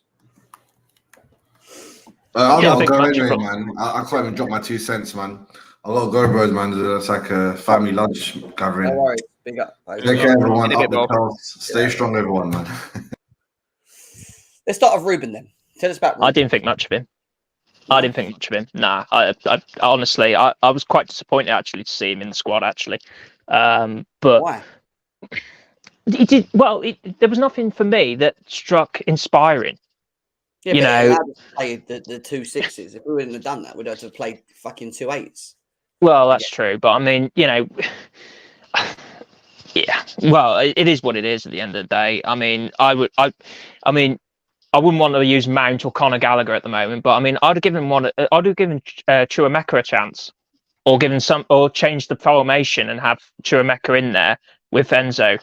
To be honest with you, not in the 6 next to Enzo. I think with Ruben, he just done what his ability, like he played how we expect him to play. Like he's not going to give you anything more than that. He got himself in good positions, but again, end product is just poor. But he did allow Enzo to get a little bit further up, which was quite good to see. As you saw, Enzo had the most touches on the pitch, pretty much. So Ruben was just Ruben, innit? Like there's no more to say. We need upgrades on these players, but when you look at Conor Gallagher and Mason Mount, he was the best option that we had available. Carney, I don't trust Carney playing in that 6. He's more of an 8, I would say. He needs to be a bit further up. So I think Ruben was the best option to pick yesterday, and he done all right. He done all right, to be honest. But again, don't expect Ruben to give you Enzo type passes because he's not that type of player. End product's poor. So I think he done all right, to be honest. I laugh at some of these we'll now. get to your super chat when Jem comes back. I'll just wait for him to come back to bring it up. But appreciate that. I'm just laughing at people that say that I'm negative. I'm not negative. I want us to win. So, you know, but I have standards. You know, it could be worse. I could be saying, oh, yes, it was a very good result today. You know, I want us to be in the top 4. I want us to challenge. You know, that's the whole point. You do that with an elite level manager, and you don't do it with Potter. Because the difference is that you'll lose with Potter. If you lost at Brighton, it's a completely different situation to losing at Chelsea. If you lose a game or draw a game, that's a top 4 finish. It can cost you the title. Matty, what did you think of Enzo's performance? I thought Enzo was good. You know, he actually showed something, which is something that we needed, and we didn't see that from Jorginho, in my opinion. So I think there's progressive play there. I think there's potential, but unfortunately, with this current manager, I don't think you'll see the very best you can get out of him. But that's my opinion. But he wicked assist, fantastic. I just wish I could see more of that, really. I mean, the elephant in the room for me is still like the PGMOL. Like, let's be real here. So that's 4. Like on my count, that's 4 points now that we lost due to poor referee decisions. The Spurs game where they dragged down Cucurella and scored the penalty, scored the goal from the corner, and then this decision, which is just shocking. Like those 4 points now are crucial, right? Like, those 4 points right now puts us 6th. You know, chasing top 4, and you know, there's just no like they're getting ready to punish Man City for cheating and whatnot, and for whatever they deem as cheating, and there's absolutely no repercussion for poor refereeing decisions that actually impact the table time and time again. It Can I makes be honest? absolutely no sense to me. You know what? I hope yesterday will start a change with these checks and the decisions that keep getting made. The same way all the injuries that we've had this season have exposed the bums that we've had in our squad. Yesterday, if you saw, there was 4 decisions, right, that they got wrong. Clear decisions that were wrong on the same day. How do you allow that to happen? So I'm just hoping that will hopefully bring some changes. Yeah, because Couch, you're right in what you're saying. That Cucurella decision, ridiculous. Yesterday, how can you literally save it the way a goalkeeper would save it, and you don't even go check VAR? It's ridiculous. So it is where it is. It's a shame. It is what it is, though. For me, it's not what it is. It's not it is where it is. But it's like we can't do anything about it now. It's happened. But I'm just hoping that the fact that they got 4 decisions wrong yesterday, I'm just hoping that will bring changes going forward, because they can't keep making these wrong decisions. It's just bringing the game into disrepute for me, to be honest. And like to keep it real, like they should just get an independent refereeing commission to come in and just run the Premier. How does a league that is so watched all over the world have the worst refs I've ever? It's amateur. A lot of these guys have never played the game. They just don't understand it. That's what it is. It's one thing to like not understand the game. Like, you have the rule books in front of you. It's not hard to read a book and just say this is a handball. Like, anyone that has any understanding of the game knows that that's a handball. Anyone. And the people that are actually enforcing the rules are the ones that are getting it wrong. Like, it's baffling. No, don't get me wrong. That the PGMOL and VAR refereeing associations, that was a disgrace. The way he even leant as well. It wasn't even like he fell on his back. He leant on his knee. I showed you earlier, on his side, and put his arm literally out to stop the ball from going on. And that ball was going on target. Whether it was going in is another story. But that was on target. So how they've not reviewed that? I don't think they. I'll be honest with you. I don't think they reviewed it. I don't think they saw it. They didn't. I don't think they did. I think what it was, right, is they don't want to embarrass their boy, right? They don't want to embarrass their boy, because the ref was literally right next to the handball, and he saw it, right? But they're looking at it in VAR and thinking, yeah, let's not embarrass him, man. He's our boy. Like, we're gonna go out tomorrow, probably go out for some afternoon tea or something. It's a joke. Like, these guys are just not. They don't have the common sense to understand how the game works. They always look at the rules, and these rules, they're just being interpreted wrong. So for me, I hope the fact that yesterday there was four decisions, right, that were incorrect yesterday, on the same day. I'm praying that will just bring a change going forward, because this can't continue, man. This cannot continue. I think you have to get used to the fact that this is, I know it sounds really bad, but this is what it is. Like, they're going to keep making these stupid fucking decisions. They're not showing me or any of us fans that they're actually trying to rectify these moments, right? They're just, I don't know, I mean, how do you have like VAR, which is supposed to re-adjudicate decisions on the pitch and give another chance to get it right, and even incompetence exists there. Like, you have the replay in front of you. You can look at it and see it time and time again. How harshly were they adjudicating Declan Rice offside? It took them about 5 minutes before they finally said that they can't find anything to chalk off to count the goal. You know what I mean? And then they don't even look at the handball. They don't even look at it. Like, one thing is, right, even when you watch Rugby Couch, you guys, I don't know if you guys ever, but in rugby, they have full video access for everything, right? So every little decision, they will just the guy will run over to the video there and then and just go bang. It's like with VAR, it's like they go in his ear and they say to him, check it or not check it. Like, they just go and check it straight away and make a decision. So if they've missed something, they've always got the opportunity to always get it right by watching the cameras back. Right? I think that should just be the rule. I think every little moment, I know it sounds bad and you're going to waste minutes from it. Just let the guy run over there, especially big moments, handballs, goals that are offside. Just let him just run over there quickly. I know you're doing your little lines and we found out yesterday they forgot to draw lines or something, and they'd made a mistake in one of the games I read as well. Like, do you know what I mean? That could be fully rectified if you just looked at the video. whilst they're maybe doing the lines in the background. Do you know what I mean? But I don't know. Dan Waters with the donation says patience because this is the second game these new players have played together. I agree. Give Potter the summer transfer window and full pre-season. He feels that he should be given that. If we are not firing next season, then he'll probably have to go. Now, that was my initial mindset with it all. And I kind of agree with what most of Dan's saying. Big up to Dan for the donation. I just think the problem you've got now, Dan, is where the board have invested quite heavily into this squad, especially in that January period.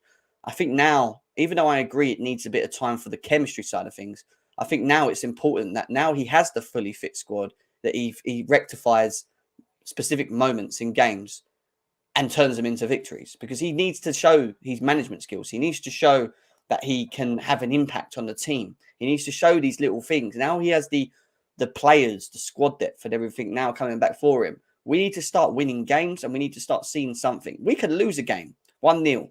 But as long as we went hammer and tong it and he made the right decisions and we maybe just unlucky, we could just sit there and go, do you know what? We're just unlucky in this game, but at least we could see something. Do you know what I mean? It's just the mentality that we're talking about, man. Like, It's yeah, the mentality. it's like, not. It's the careness. Like, yeah, go on. Coach. No, I was just gonna say, like, the mentality is just so poor. Like, I know I've already harped on this. Like we come out after the first half, and the second half we just look like a completely different side. And he doesn't have the ability. Like, I haven't even spoken on the substitutions yet, because I think that the substitutions were in large part the fact that he started the game so gung ho. I saw the starting lineup, and I knew that if we didn't run up like 2-3-0 by the time we get into the latter stages of the second half, we're not going to win this game, because there's nothing on the bench. There's absolutely nothing on the bench that could impact the game and change it. And for me, like, that was what I didn't like about the starting lineup. He put everything that you could see that could change the game into that game. And after 60 minutes, when we were trying to make the changes and stuff like that, there was nothing that could actually impact the game. So when you're talking about balance, that was the other thing that I wanted to see. I wanted to see somebody that can come in and impact the game, come off the bench and change it. He didn't have anyone. Impacting the game doesn't always specifically mean it has to be individuals that you're bringing on. It also can be a tweak to the formation, which then allows us to have more control of the game again, and then maybe create more in that way. And what annoyed me was he took both our dribblers off, when really, in theory, I think he should have left one on and took one off, if that's what he wanted to do. Like, he completely nullified us being able to even use that, because putting Mount there and putting Ziyech there, all right, Ziyech's a winger. He's just not been there. He hasn't been. His mind's just not there for me. And Mason Mount's, we already know, it's just not a left winger. Like, what we're trying to do, what we're achieving with Mason Mount, getting the ball and trying to run past players or do whatever he's going to do from the left wing, don't make no sense to me, you know. So them decisions were horrific for me, in my opinion. Eamon says, what do you think about Boubacar Kamara? He has shown promise in the Prem, especially in recent Villa games. I've not watched him enough. Thank you for the donation. I don't know if any of you guys have, but I've not watched enough of him. I know we could have got him on a free, wasn't it, originally?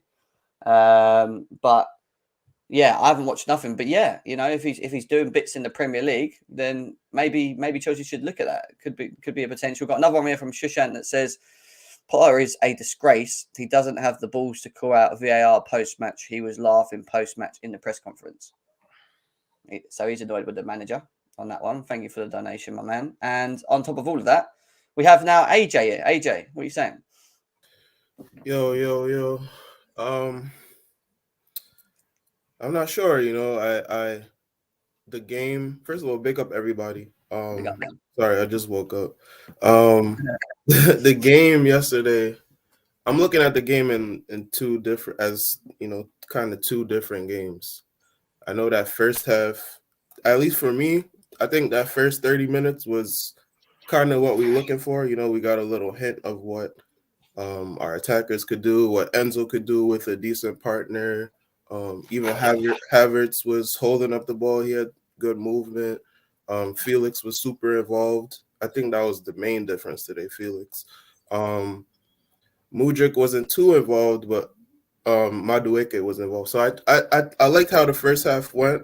I think after the goal, I think there was a little lapse for the goal, but then after the goal, I think we got back to it.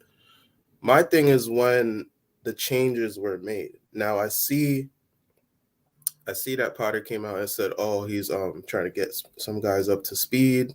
I guess he feels Mudryk and Madueke and certain guys, they still need to be, blooded into the team, get some match fitness. So I understand the changes, but I don't know. I just think the drop off after the changes was just too clear. I think it was too clear. So to me, that means that it was a mistake to do the changes in a bulk like that. He took off both wingers, and then I forgot what the next change was, but it was about 3 changes that just reduced the team each time the changes were made. Now he put Mason Mount left wing. I hate when Mason Mount is playing on the wing. I just don't like it. He's not that player. Keep him central. But what happened to Carney though? Can somebody tell me what happened to Carney? I have no clue. There was a time before the window closed where he was coming on regular as a substitute on the left or in the middle and getting minutes and actually influencing the game in a positive way as well. I'm gonna bounce, but big up. Yes, Lewis. Love, bro. Like, love. why is that guy not a part of the game anymore? Like, why has he just been forgotten all of a sudden? Like, because that's the thing I don't understand. Like, when you have somebody that's coming into the game and impacting it, that's what you want off the bench, and all of a sudden he's just not involved at all. A few people said against Fulham he was injured, or he had a slight little injury, slight knock. I don't know. Maybe he's still carrying that. I don't know. But it's strange that he's just not been considered the past 2 games as much. I think it's the hierarchy. I think we brought in the new players who play kind of in his position. Again, for this team right now, he's been playing on the wing. We brought in new wingers, and then on top of that, it seems like Mount and Gallagher, it's like they have to get minutes. I don't know why. So in terms of the hierarchy, he's obviously been pushed down, if you think about it, because Felix is now back, so that's another spot. He's running Havertz up top. He has to play Mudryk. He has to play Madueke. He has to play Mount.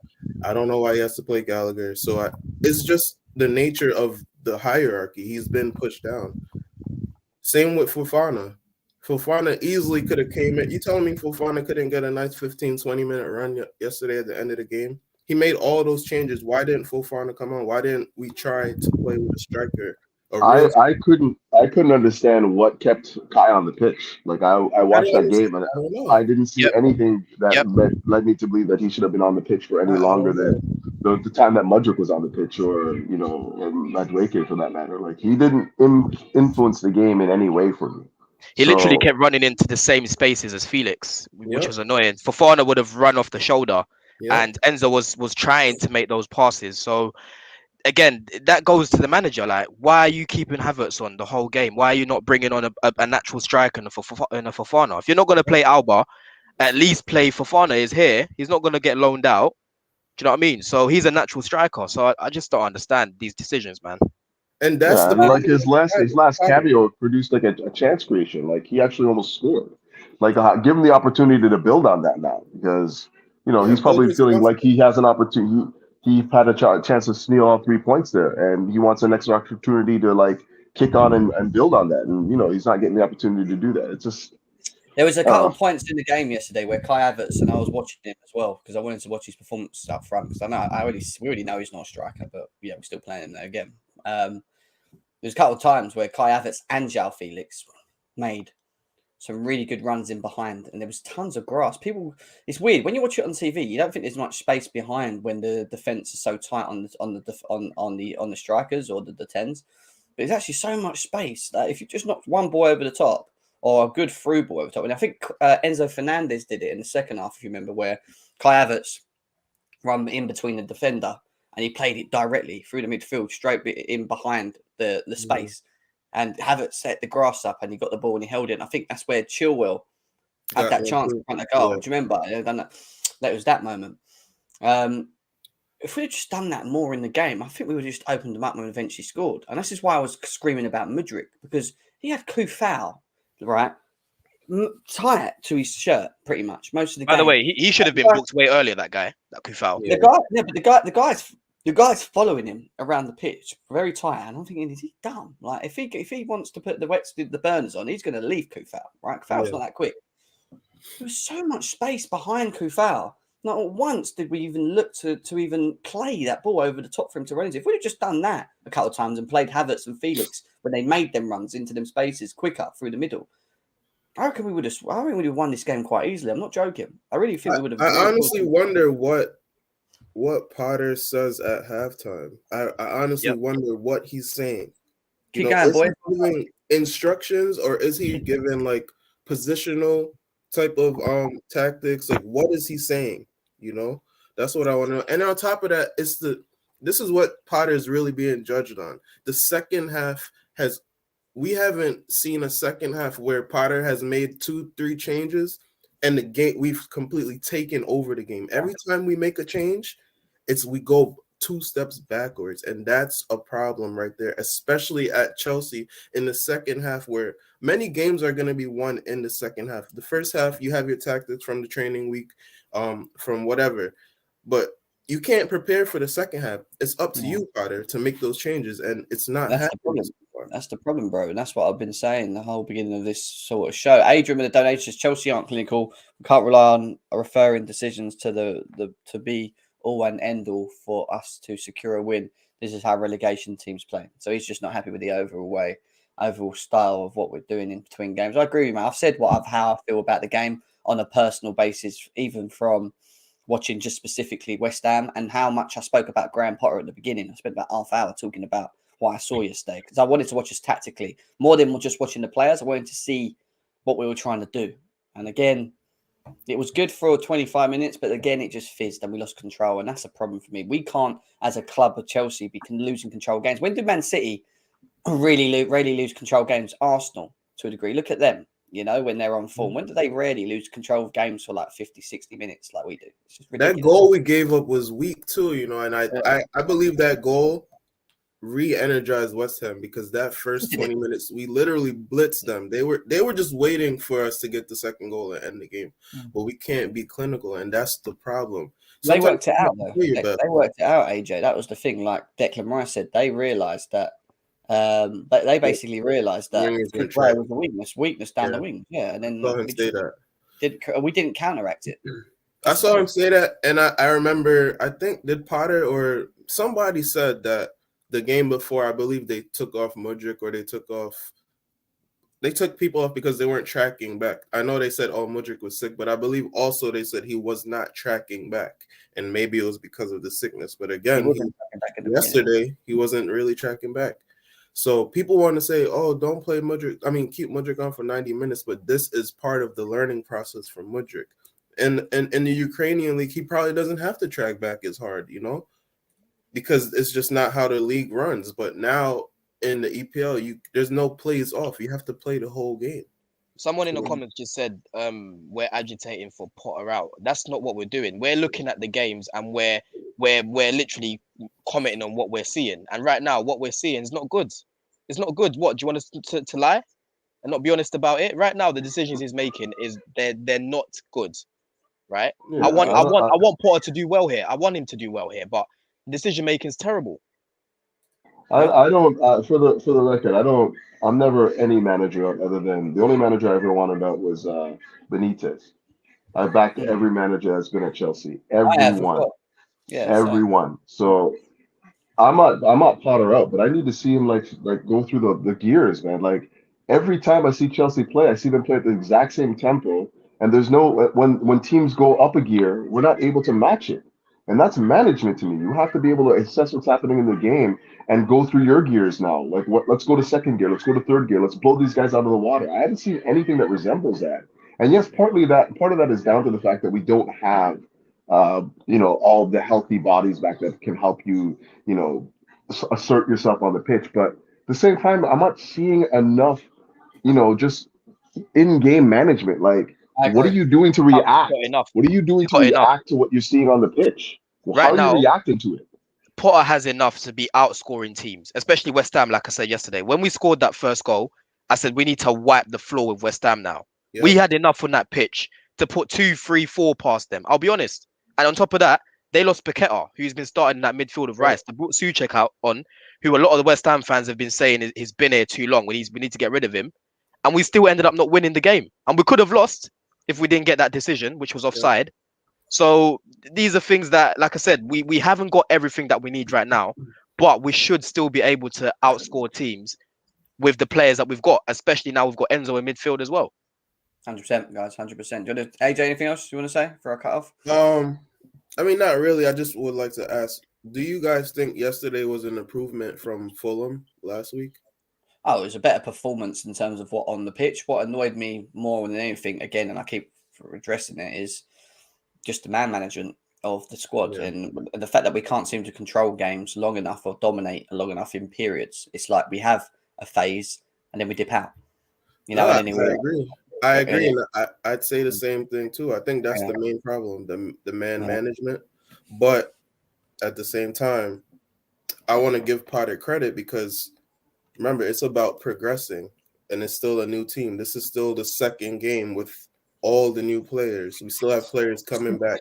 So I'm saying I'm gonna give him a month because I believe over a month period, you can see tactical change, you can see player improvement, you can see his in-game management change, and he's working with all the tools that he's gonna have for the next 4 months. So if he doesn't improve, I'm changing my for me. They have to beat Southampton. I think the big question now going into the Southampton game, even the Dortmund game, I forgot we're playing midweek. We're going to be doing a preview to that game as well for the Champions League. But I think one of the big things he has to do now is not continuously keep switching the players and the systems. He needs to stick to something and just play with it and just go, right, this is who I think is going to bring the best out of my team. System-wise, we just need a bit of sustainability. They need a bit of chemistry. There's a lot of new players in, but this is it. This is the team, and that's what I want to see him do. Because if he starts switching it again, and we have Conor Gallagher and Mount in an 8, and Enzo sitting as a blimmin' this, and then you've got blimmin' Sterling off the left and this one on the right, and it's just where are we going? What are we doing here? Sterling could have helped us yesterday.